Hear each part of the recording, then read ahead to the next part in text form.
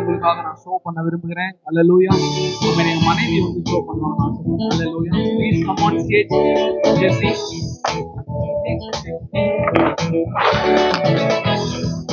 ஆமென்.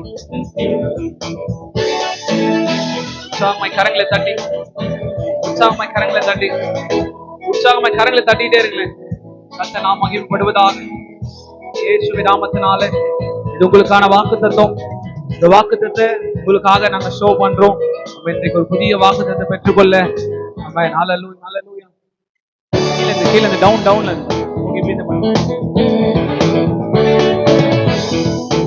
Okay. உற்சாகமாய் கரங்களை தட்டி. ஆமென். ஹல்லேலூயா.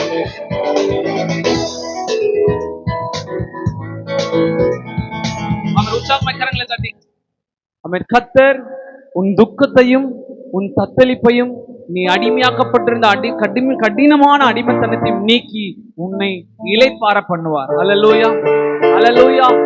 வாழ்க்கையில இளைப்பாறுதலே இல்லாம இருந்திருக்கலாம். கர்த்தர் இந்த வருஷம் உங்களுக்கு ஒரு இளைப்பாறுதல், உனக்கு ஒரு ரெஸ்ட் ஆண்டவர் தருகிறார். அல்லேலூயா.